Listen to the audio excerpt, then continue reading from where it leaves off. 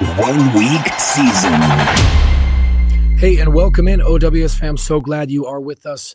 We are back in the DFS lab, as always, presented by 1 week season. And it is Monday morning, December 16th, and we are looking at Showdown tonight. You got the 2-game slate tonight, but the Bears at the Vikings is the one we will be focusing on, with the Vikings favored by 7. And I do apologize, my voice lost about half of it with some other voice work that I do, but I will soldier through it, and we will be talking about tonight's showdown. As always, I'm your host, Cheeseman, and it is my pleasure to welcome up Xandamere. Xandamere, how is Week 15? Another crazy week, of course. Once again, Josh Allen, man, he is just like, I think Hilo said it on the slate, Hulk smash mode. Yeah, Josh Allen, man. I mean, I think he wrapped up the MVP award Yeah. last week. I think earlier in the season, Lamar Jackson was looking like it. And Lamar Jackson is amazing, right? No shade on Lamar Jackson, but I think the Ravens have been in more one-sided games where he just hasn't had to do as much. And so, he's great. But Allen has been like put the team on his back, carried them to victory. I mean, go look at like yesterday and look at the game log. Like, look at who Josh Allen is throwing to. Like Josh Allen is doing it with, it was Ty Johnson was their leading receiver, who's a running back. Right. Like a week before it was Khalil Shakir, who's this guy who's kind of this journeyman wide receiver who was not exactly a, super in-demand guy.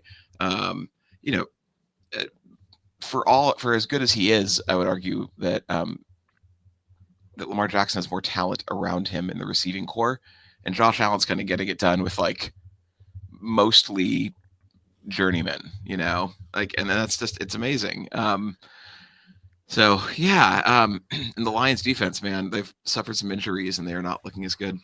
Yeah, they are like a great fantasy matchup, right? Or just like one of those teams you like to target for fantasy. Yeah. Oh, for sure. Because they score a ton. And so you're gonna be in a high scoring game. Usually they don't see a high, like they're not actually as good of a run defense this year as they have been in past years, but teams still don't run against them. So you can generally project where the ball is going, face a very high opposing team pass rate. And so, high scoring game and where the ball is going is a recipe for fantasy success.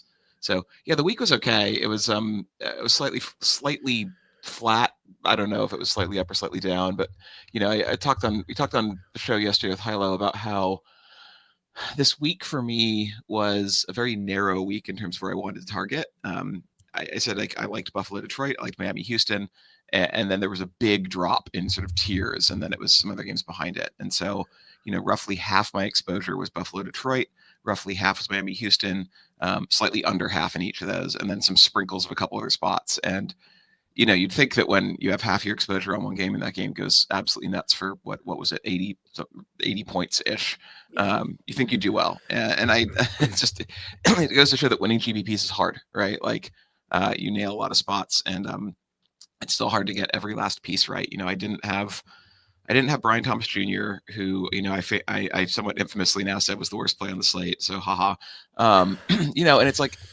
it's one of those spots where like a player on a bad offense with a very low team total in a negative matchup with a backup quarterback who has not been good in his career, like that's not a spot I'm really going to attack. But then he gets 14 targets and he does really well, right? It's not just that he got 14 targets. He was highly efficient. Mac Jones played a really good game, and that stuff happens. I don't regret not playing him, because I think over time I've made more money by not playing players in those spots, in similar spots to that. And it's not that he was some awful play in a vacuum, but playing it into a lot of ownership was bad. Exactly. I'll also mention that, there was some discussion around stacking Aaron Rodgers in the Discord yesterday, and I just want to be clear about how I think about these things. Is when a player is like bad chalk or good chalk, like what I generally mean by that is playing them in a vacuum by themselves. Like if you had made the decision to play Aaron Rodgers, which was reasonable because the Jags are an atrociously bad pass defense. Aaron Rodgers was a very reasonable quarterback stack yesterday. If you made the decision to play Aaron Rodgers, then you're already hypothesizing that game is higher scoring. You don't necessarily need the Jags to hit in order for Aaron Rodgers to hit, but it's likely, right? We like bringbacks generally, so we think bringbacks create favorable game environments. And so if you're already building around Aaron Rodgers, that means you already need that game to be a high-scoring game, and that means that a player like Brian Thomas Jr. or Strange, the tight end, they're better plays in that context, right? And we talk about how it's not just about do you play chalk plays, it's about how you play them. So like I would never play Brian Thomas Jr. in a vacuum on his own. But I would, if I was building Aaron Rodgers, I didn't get to building Aaron Rodgers stacks. He wasn't one of the guys I was prioritizing because you can't be overweight everyone. But if I was building Aaron Rodgers stacks, then in that case, Brian Thomas would have absolutely been in my pool because he was very reasonable there. And because you were building Aaron Rodgers stacks at lower ownership, like that kind of offsets the high projected ownership of Brian Thomas Jr., where, you're playing him in a way that lowers the overall aggregate ownership of that spot. So, it's about how you play chalk. It's not just about, is this play good or bad? Do I play this guy, yes or no? It's about how you play them and how you play them how you play chalky players in ways that differentiates your roster. So, Yeah. He burned me. And that'll happen because, good players in good spots fail all the time in football. Bad players in bad spots succeed. Football is a high variance sport, right? And so our job is not to make absolute statements that say this guy cannot possibly succeed in this matchup, or this guy will absolutely 100% smash in this matchup.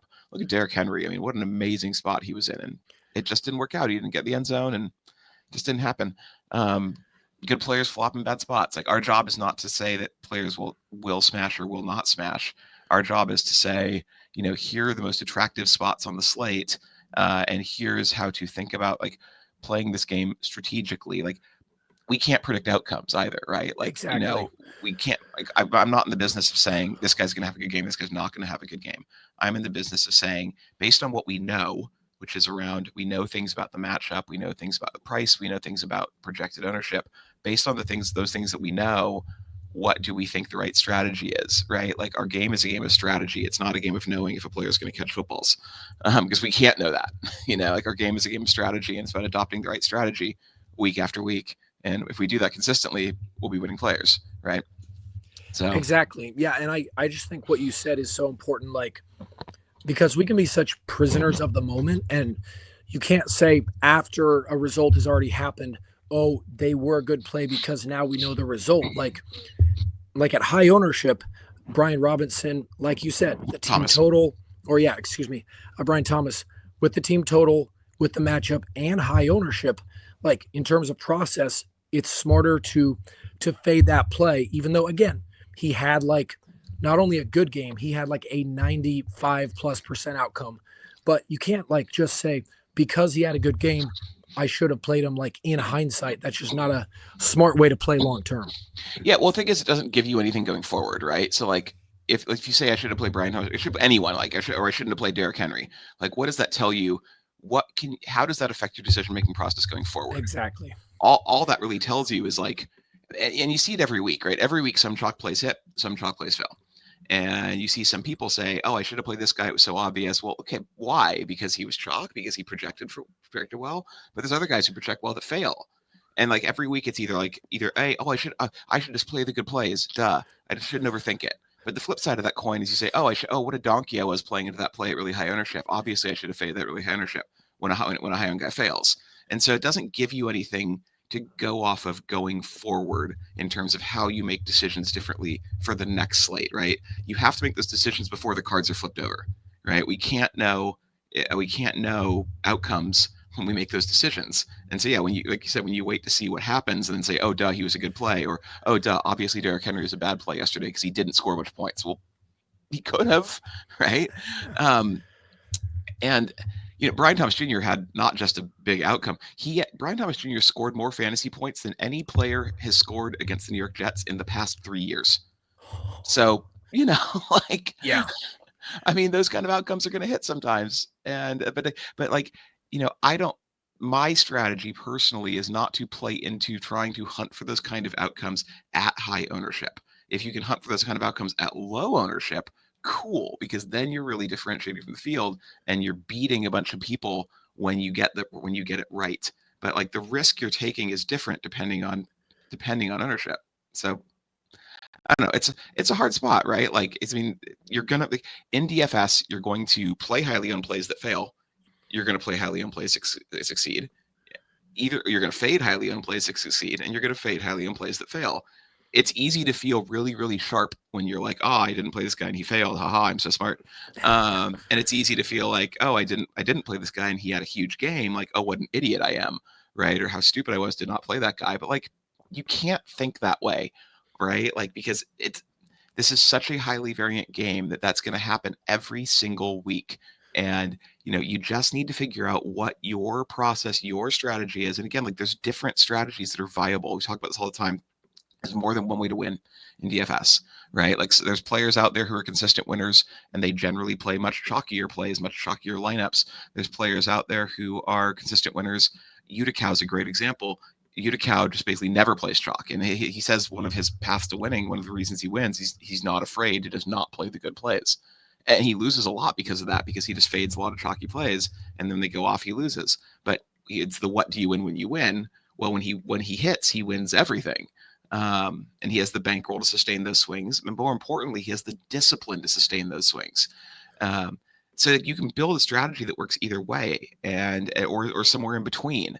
The important thing is honing your strategy and perfecting it. Because I see people do this where they bounce back and forth, where it's like this. Like, I played this and the chalk stuff I played failed. So next week, I shouldn't have played all that chalk. So stupid in tournaments. I can't play into that much ownership. I need to be more contrarian. And then you completely, you flip your strategy, and then you keep flipping back and forth, and you never win.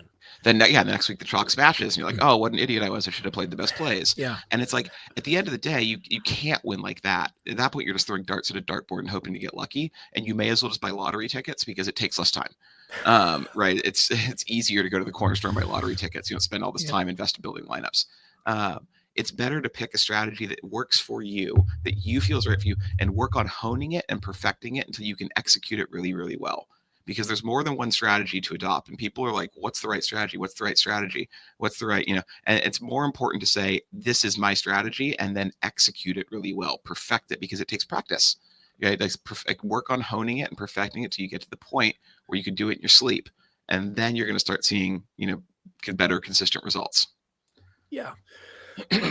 No, I absolutely love that, man. I feel like I love like talking about the previous day's slate, like on Monday morning.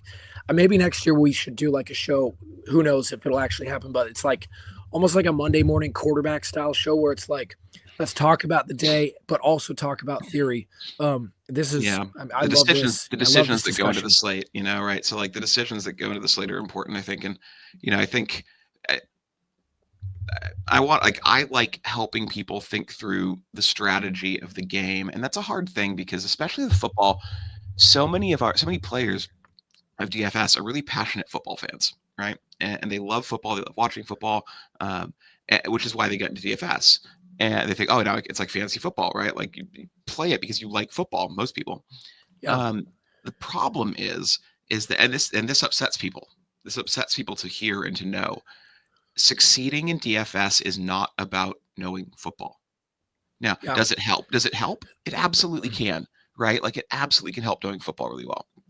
JM knows football really, really well, right? And he succeeds, but he also knows the game of DFS really, really well. And really, that's why he wins, not because he knows football really well. Knowing football is an asset, but it's what I would call necessary but not sufficient. In that it's a boon, but it's not enough. And a lot of people don't like that. They think that, like, well, if I know football better than the other guys, I should win. But here's the other thing, is that most people, the vast majority of DFS players, don't know football as well as they think they do. And I'm sorry, I don't mean to be rude by saying that, but a lot of, like, we're armchair quarterbacks. We think we're like, well, I watch this team all the time, so I know them really well. You don't. You're not a professional talent evaluator. Like, if you really knew football that well and you're not working in the NFL somewhere, well, you're probably missing your calling, because really the people who know football that well are working in the NFL, or they're working on, ESPN or whatever. Like, most of you do not know football as well as you think you do. And that's not to sound obnoxious or rude. What it's meant to say is that, like, most of us, the vast majority of us, do not watch enough film, or do not watch it with the correct training to understand it and digest it in order to really know football at an expert level. right? We know football. Yeah. Most of us know football at a talented amateur kind of level. And it's not that we're idiots. It's just it's a very complex thing to really know at a deep, deep expert level. But so the flip side of that coin is, like I said, like, even if you knew it at an expert level, you still need to understand the game of DFS. And the game of DFS is not about knowing football. It's a game. It's about knowing strategy. It's about psychology.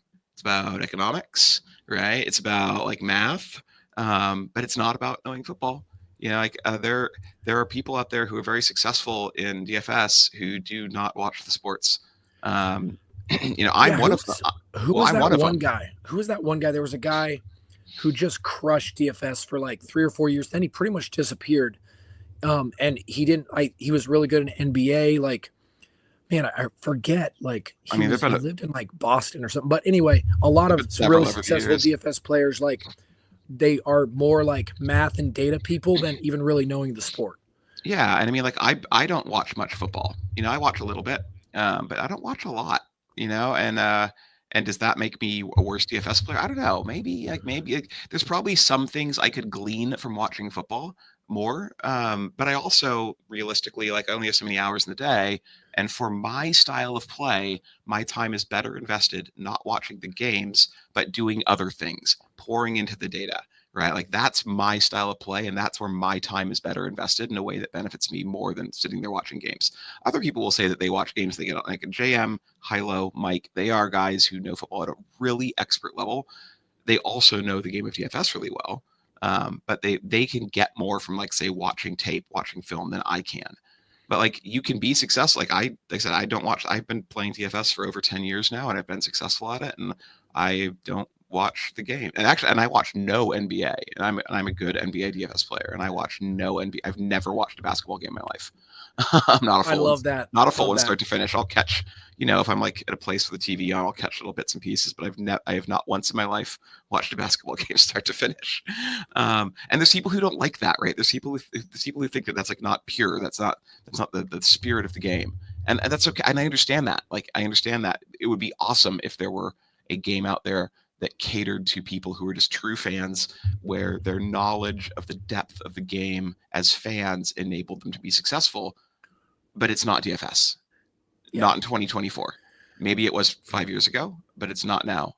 So, you've got to understand that as a player, if you want to be successful in the long term, you've got to understand that, this is a game of strategy, a game of math, a game of psychology, game of economics. That's what it's about. So. Fantastic discussion, man. I absolutely love all this, and I agree. Yeah, it's great stuff. So with that, let's jump into Showdown, and I'm going to pull up DraftKings here.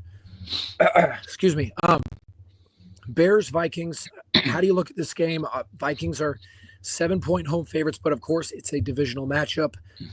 So where do we start with this one? So the first thing I start with is I look at what happened last time these teams played, because they played just a few weeks ago. And what we saw was the Vikings built a pretty significant lead, 24-10, I believe, by the end of the third quarter. And then they did as the Vikings often do, and they kind of like took the foot off the gas a little bit.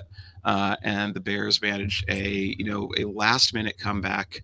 If memory serves, they tied the game in the last minute of the game, went to overtime, and the Vikings won on a field goal. So, that was a game where it was funny things. That was a game where Caleb Williams was quite chalky on DFS in that game, and he started off atrocious, right? Like he did nothing, and then he kind of slowly started getting going. Ended up passing for 340 yards, 2 scores, rushed for a few more yards, and got just shy of 30 fantasy points. So had a good game, had a great game. So what we know, we know the Bears are best attacked on the ground. We know the Vikings are almost invulnerable on the ground and are best attacked through the air. The Vikings face the highest opposing team passing rate in the league. So, like, Bears passing attack looks good. Bears passing attack is also shockingly cheap. I mean, Caleb's 9,600, Keenan Allen 7K, DJ Moore is 8K. Like, really cheap players on the Bears, really cheap passing options. What we also know is the Bears do a very good job of shutting down perimeter receivers, and primarily they have one really elite cornerback whose name escapes me because I'm really terrible with defensive player names. I wrote about my article, but I cannot remember the name off the top of my head. So last time they played, Justin Jefferson the Bears just kind of like sacrificed Justin Jefferson as a bit of a decoy, which is odd, right, for Justin Jefferson. But they left him on the island with this guy, and they got him 5. They didn't try to scheme him open. They did, because you can, when a guy's being shadowed, like you can try things to like scheme that guy open, crossing routes and stuff that switch up the coverage. They didn't do that. They just left him against this guy. They got him. They gave him 5 targets. I want to say that was his fewest targets. That's fewest targets in a game the entire season. And so they were kind of happy just to say, like, that's fine. If you want to focus on eliminating Justin Jefferson, you can do that. We'll beat you in other ways. And so they fed Jordan, they fed Addison a ton of volume in that game. They fed Jordan Addison 9 targets, which is the second highest of the season. He caught 8 of them for 162 yards. That's his most catches, most yardage of the season, right? They fed TJ Hawkinson 9 targets. He caught 7 of them for 114 yards, right? His highest yardage total of the season. So basically the Bears eliminated Justin Jefferson, and the Vikings said, that's cool. We've got other ways to beat you. Aaron Jones, TJ Hawkinson, and Jordan Addison all had really big games.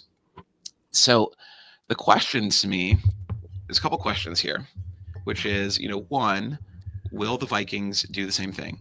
Or will the Bears do the same thing? I assume the Bears will try to eliminate Justin Jefferson again, because they didn't win the game, but they almost did.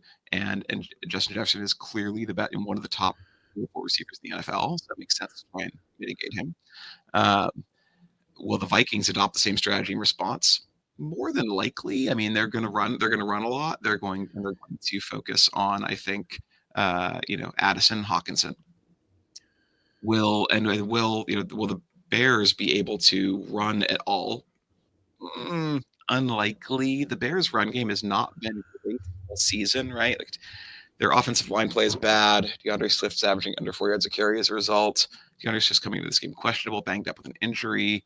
So, like, it seems to me unlikely that the Bears are going to find success on the ground, and so we're likely to see another pass-heavy game plan. And in the props market, we took an over on Caleb Williams' pass attempts, because most quarterbacks facing the Vikings go over I think it was 32.5 pass attempts. Most quarterbacks facing the Vikings go over 32.5 pass attempts because of the pass rate they face. So the way to attack this, I think the way I'm going to choose to attack this is 2 ways. One is, Caleb Williams has had a couple of really good games recently. He's also been a very up and down quarterback all season. So I'm going to be building a fair number of Vikings onslaughts, thinking that most people are going to build the Vikings pass game stands out like a sore thumb in terms of pricing. And so from projections, it's, you're seeing a lot of Vikings pass game being shoved in to lineups. So I think that Bears pass game. Seeing a lot of Bears pass game being shoved into lineups because of the pricing, and so I think that avoiding that in some lineups and building around the Vikings just dominating the game start to finish is, I think, a very smart way to approach this with some lineups. And then I'm going to build around what I think is the more traditional way, which is, I think, building heavily around the Bears passing game. And then you have to think about how you approach the Vikings, because Justin Jefferson, for example, if Justin Jefferson ends up being sort of decoyed again, then he is overpriced. He's $12K. He's wildly overpriced if he gets 5 targets again, right? But then you have to look at, like, guys like, say, Jordan Addison, who's had a couple of really good games and has been priced up to 8,400. He's probably going to come in pretty low owned, because at 8,400, he's objectively overpriced for his normal role. But if you take Justin Jefferson's role and shrink it, saying that if the game plays out like it did last time and Jefferson is kind of used more as a decoy, but if you shrink Jefferson's role, then you start increasing the market share of targets of other Vikings instead, then Jordan Addison looks a lot more interesting. And so in my article, I suggested a rule of at most 1 of Jefferson and Addison, which is a pretty restrictive rule. I don't normally do like a rule of at most 1 of like wide receiver 1, wide receiver 2. But in this case, my theory is at least one of them is overpriced. Right? If Jefferson gets left on an island and they just don't build the game plan around him, they decide to attack elsewhere, then Jefferson is overpriced. If they decide to put Jefferson in his normal role, if they give Jefferson his normal target volume, then Jordan Addison is overpriced. So 1 of them, 2 of them is overpriced, depending on how the game flows. Yes, totally. So anyway, that's kind of my like high level thoughts of it. I'm basically attacking this in 2 ways across the lineups we're building. One is, Bears passing game, and then Vikings. I really want to invest heavily in Addison, because I think, like, if Jefferson is eliminated, then Addison is a clear beneficiary. And I also just think that people are going to play Justin Jefferson because he's Justin Jefferson, and that's fine. And he can smash. He's top receiver in the NFL. He absolutely can smash. But I think that Addison just looks overpriced where he is, and he's also priced right next to guys like Keenan Allen, DJ Moore, who project better than he does. So I think he's going to go somewhat overlooked. But we've seen when Jefferson gets somewhat eliminated, we've seen the ceiling that Addison has. So I think he's a really interesting tournament play and a way to play into the passing game at a much lower ownership that you're going to see. Yeah, absolutely. Addison. Sorry, Addison. Addison's price is I mean, you can see here, like his price is definitely up. So you're right on that, on the him being overpriced compared to where he normally is. Yep. So you're kind of building two portfolios, then kind of like a Vikings smash and they dominate, and then a Bears passing attack would be the two directions. Correct. Yeah. Awesome. Awesome. All right. Well, where do you want to go with this one? Where do you want to who do you want to play at captain in, or which direction do you want to go with this lineup? Or do you want to build two? Yeah, well, so this one we're going to start with the Vikings the Bears passing attack build. So give me just 1 second to fiddle with something and see if I have the salary right, because I don't think I do. Absolutely. I'm 200 short. I'm 200 short. Okay, sorry, I was 200 short of doing the lineup I wanted to build, but I can make a pivot of it that will work. So we're going to start with DJ Moore at captain. Okay.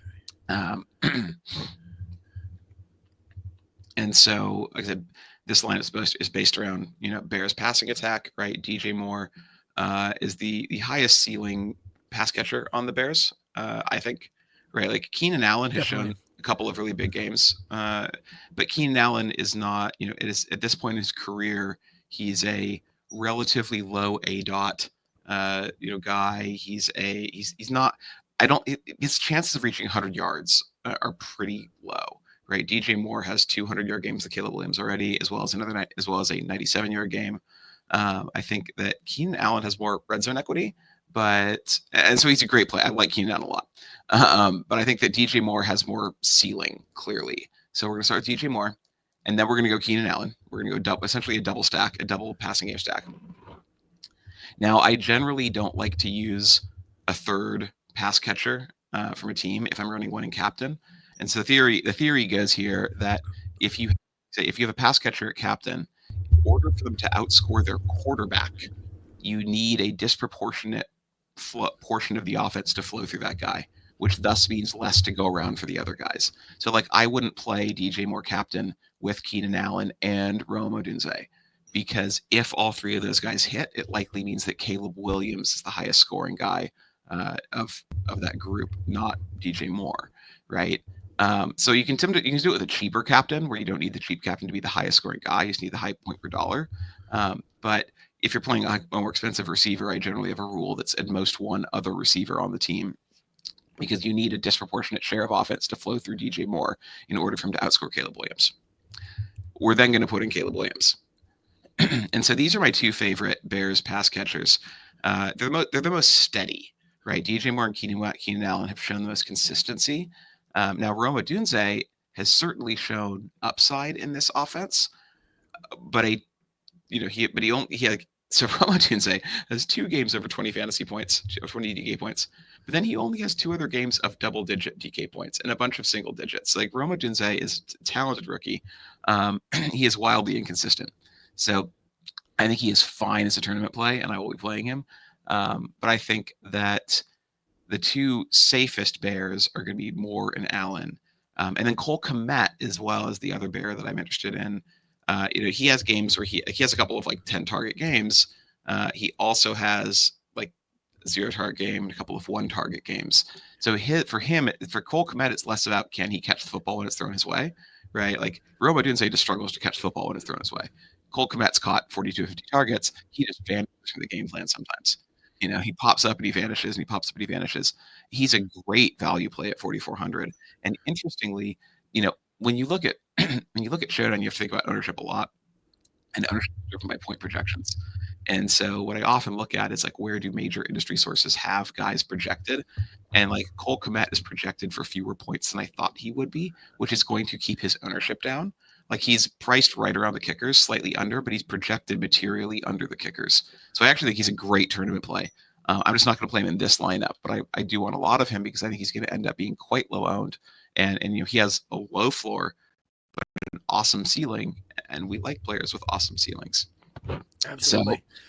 So that's my Bears side. Is I've got essentially a Caleb Williams double stack, right? Just like a main slate. And then Love it. On the Vikings side, we're going to start with Aaron Jones because we know that the way to beat the Bears is to run. Aaron Jones, when he last faced this team, saw 22 carries as well as 4 targets. That ties for the most carries he's seen in a game, right? They really like Aaron Jones is a player whose workload goes up and down because historically, like when he was on the Packers, they wanted to protect him. They didn't want to feed him tons of volume every single week. The Vikings are a little less cautious with his volume. They're a little more willing to give him work, but he will vanish from game plans. Like he had 15 touches against Atlanta last week while they scored 42 points. He had, 9 touches against, I think he got a little banged up in the Arizona game, if I remember right. But he has a bunch of other games of sub 20 touches, right? But this is a game where it feels like the way to beat the Bears is on the ground. And so I think that we're going to see an Aaron Jones heavy game plan once again, as we did last time they played. And so I think I want a lot of Aaron Jones. And it's weird. It's a weird dynamic with Aaron Jones. Where like on the main when he's on main slate, there was a couple weeks ago when he was really chalky on main slate. And Hilo and I talked about how we weren't on him because he's not a ceiling play, and he's not, right. He's more of a floor/median play.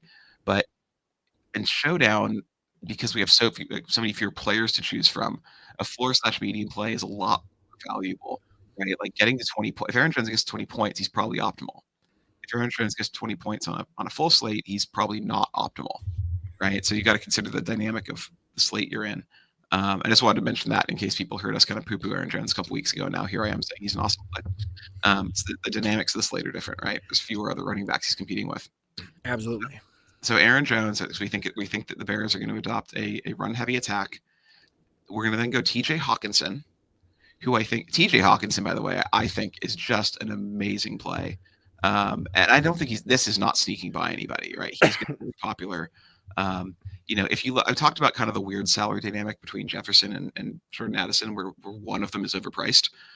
T.J. Hawkinson he's just underpriced, right? Like, I think what we saw is he's going to be about a 60% snap guy-ish. That seems to be where he's kind of reached as he's returned from injury. And there was some excitement a couple weeks ago when Josh Oliver was out. It's like, aha, now T.J. Hawkinson can be unleashed. And he stayed about that 60% snap range. But he's a very talented receiver. He's looked good coming back from injury. He's averaging over 11 yards per reception, right? He's catching most of the ball thrown his way. He's, again, if Jefferson gets left on an island, the Vikings run a very narrow passing offense. And so, if Jefferson gets left on an island, it's Addison Hawkinson as the primary engines of the offense. And so we could reasonably think, 7-8 targets for him if Jefferson gets 5 or 6, if he gets limited to 5 or 6. So I think, and so he's going to be a really popular play. In this game, I'm okay leaning into that here because I think he's a very good on paper play. So you think, will he be like one of the higher owned players, you think, on this slate? My guess is yes. I mean, he's not going to be like Showdown ownership dynamics prevent lower priced players from reaching like 50% ownership. It's just the way people play Showdown. Like it's very rare that you have to have like a mispriced RB1 or something like that to have like a cheaper guy become like 50% owned. But I bet he's like 40-ish, which for a 6K player is a lot. Normally that kind of pricing range gets you like 25 to 30% ownership. So I bet he'll be like around 40. I haven't done ownership for the game yet, but somewhere in that range. That's interesting though. I hadn't thought of that, but it's true. It's like you want to fit in the studs, and so really low price players, people don't want to leave like 6,000 salary on the table. Yeah. People are bad at that, and leaving salary on the table is a great way to play Showdown. It's a great way to differentiate. Like, how much would you leave? Like, how much is too much, or is there any amount that's? I mean, obviously, you don't want to leave like 20K, but yeah, it's pretty rare that leaving that much would result in something optimal. If memory serves, I'd have to go. It's been a while since I've thought about this. I mean, because I tend to do it like without thinking about it now. Yeah.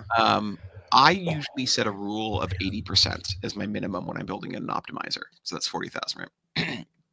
That's usually 40,000. Math is right. Math is hard.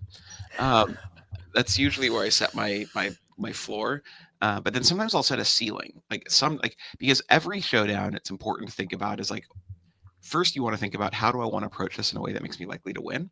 And then you want to say, okay, now how do I ensure that I'm achieving differentiation? And it could be that, for example, if you're building a bunch of 5-1 onslaughts but you're building 5 from the underdog team, you're probably good. You probably don't need to worry about any other method of differentiation. If you're playing a captain that no one's going to play in captain, you're probably good, right? Like there's lots of ways to differentiate. But if you decide that the way to differentiate, like sometimes I'll decide, okay, I'm playing into like the common build. I think the team that is favored is going to win. I think a couple of the chalk pieces, the best plays on the slate. Okay, so the ways I'm going to differentiate then is through salary. And so I'll set like a cap of 48,000, right? Maximum 48,000 salary. And that just forces, it just forces different constructions. Because the thing is, if you just set the minimum in an optimizer, you're still not going to get that many lineups that are down near the minimum, because generally speaking, the higher price players project better, and an optimizer's job is to build the highest scoring lineup it can within the constraints that you've given it. So a salary maximum is very useful if you want to, if you decide that the way you're going to try to achieve differentiation in this particular showdown is through salary. Absolutely. Yeah, I would leave. And this is a game in which leaving a lot of salary on the table, I think, makes a lot of sense, because you have a lot of really good, relatively inexpensive players. DJ Moore, Keenan Allen, the whole Bears passing game is underpriced. TJ Hawkinson's underpriced, right? So you've got a lot of underpriced plays. And so because of that, this is a slate where, to me, leaving salary on the table is attractive as a way to differentiate. And so that might end up being one of the ways that I build today. And so I mentioned, I'm going to build a bunch of Vikings onslaughts. I probably wouldn't constrain salary in that portion of my build. But I also mentioned building Bears passing attack. That's the chalk. That's what I think the chalk build is going to be. That's where I probably would consider constraining salary as a differentiation mechanic. Absolutely. No, that makes sense. All right. So this one, we got 5,600 left, one spot left. Yeah, we're going to finish up with the Bears kicker. He's Reichard. Will Reichard? I don't know. He looks like a high schooler. He's pull up his picture real quick. Look at this guy. Look at that baby face. That is so good. Yeah. He looks like he just graduated from high school. And God, I feel old sometimes. Anyway, so the thing here is, you could afford the other kicker. I like to think about what kicker to use. We think that kickers are not predictable. And in a vacuum, they aren't really. In a vacuum, kicker production is very, very hard to predict. The single greatest predictor of kicker production is simply team total. Outside of that, it's really hard to predict kicker production. But we don't need to predict it. What we need to do is say what happens if it goes the way we think it's going to go. So in this case, we have Caleb Williams. I don't love pairing quarterbacks and kickers, and I don't outright restrict it. But if I'm building by hand, I usually choose to go away from stacking them together, because quarterbacks need touchdowns to score fantasy points. It's really hard for a quarterback to put up a good fantasy score without multiple touchdowns, because their yardage scores are minimal or fairly small, right? Pass catchers, running backs, they can get there on volume. Aaron Jones could put up a good score without finding the end zone. It's a 10K, you want him to find the end zone, but he can get there without it. TJ Hawkinson can put up a great score without finding the end zone, especially at his price. TJ Hawkinson in this exact matchup had 21 fantasy points a few weeks ago without finding the end zone, right? He can get there on volume. Because I chose to use Aaron Jones instead of Sam Darnold, that makes me want to use Reichard. If I had used Sam Darnold in this lineup, which I could afford, by the way, right? The 600 left, Sam Darnold 600 more than Aaron Jones. If I had used Sam Darnold in this lineup, I'd be less interested in using the kicker, because I would need touchdowns for Sam Darnold in order for him to be optimal, right? Excuse me. So that's how I think about kickers when I'm doing hand builds like this. Aaron Jones and TJ Hawkinson can both get there without getting in the end zone, or they can get there. They can have a great game with one touchdown between them. Maybe Aaron Jones rushes one in. The Vikings don't have a passing touchdown. There's a lot of ways that this can play out where Jones and Hawkinson can have good games, and Sam Darnold doesn't make the optimal lineup. And so that means that if they're not scoring touchdowns, that means we hope more field goal opportunities. So that's how I'm thinking about the manual in there. I love it, dude. Yeah, that makes sense. No, great explanation there on the kicker. And for those listening on the podcast, what we finished up with was DJ Moore, the captain, Keenan Allen, Caleb Williams for the 3 Bears, and then 3 Vikings as well. Aaron Jones, TJ Hawkinson, and Will. Yeah, 12-year-old Will Reichard. No, I shouldn't. I mean, he's a child prodigy. No, Xandamere, thanks so much as always, man. I really appreciate the insight and just all the theory you go through. This is always great stuff. Selfishly, I learn a lot from it as well. So good luck if you decide to play tonight, man. And we'll look forward to talking to you next week. Yeah, see you soon.